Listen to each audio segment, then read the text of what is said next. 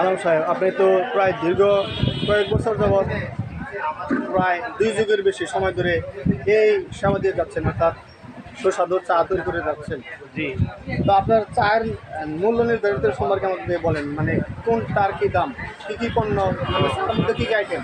আসলে কি মানে এনে আমি তো এই আপনার 90 থেকে আমি রেগুলার দোকান করি। জি।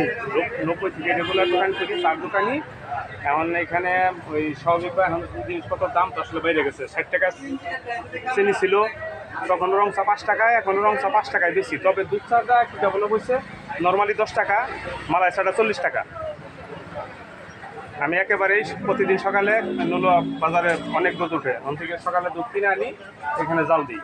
এখানে আমার কাছে অন্য কোনো ফ্লেভার, অন্য কোনো মেডিসিন, কেমিক্যাল নাই, বা কোনো ভেজাল যাতে কোনো না না, একেবারে ন্যাচারালি। আমার কাছে অন্য কোনো, অনেকেই গাভীর দুধ অনেক কিছু দেয়, ওই আপনার টিস্যু দেয়, বিস্কিট দেয়, অনেক মেডিসিন, অনেক হাবিজাবি দেয়।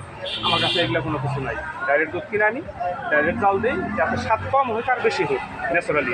গাভীর দুধের মধ্যে কোনো ভেজাল দিলে, সেটা মানুষকে খাওয়াইলে পরবর্তীতে হয়তো পেটে অসুখ হওয়ার সম্ভাবনা থাকে। কারণ আমি কোনো কিছু দিই না। আর এই জন্য আপনার বিষয়ে বিভিন্ন জায়গায় আলোচনা হয় যে ভালো চা বা নির্ভেজাল চা ইনশাআল্লাহ জনপ্রিয়তা। জি, আসি মোটামুটি আর কি। কারণ আপনাকে দোয়া, সবার দোয়া নিয়ে বেঁচে আছি, আল্লাহ কোনো রকম চালায়। হ্যাঁ, এই তো আমার সংসার। তো আপনার সংসার জীবন নিয়ে একটু কিছু বলুন, আপনার ছেলে সন্তান? সংসার আমার এক ছেলে এক মেয়ে। ছেলে অনার্সে আছে, হ্যাঁ, মেয়েটা বিয়ে দিছি, মা আছে, বাপ নাই। এই তো আমার সংসার।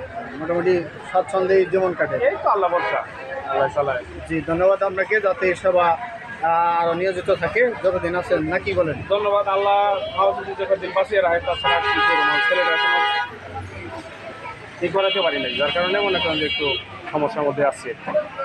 জি। দেশে তো চাকরি বাকরি নাই, হ্যাঁ, হ্যাঁ। চাকরি বাকরি খুব চেষ্টা চলতে চলছে, কিন্তু হয় নাই। আল্লাহ চালায়। জি, তারপরেও পিছিয়ে নেই, মনোবল না হারায়নি। আপনি আছেন পেশা থেকে, জি ভালো সার্ভিস দিচ্ছেন, এটাই। জি, ধন্যবাদ আপনাকে। জি, ধন্যবাদ।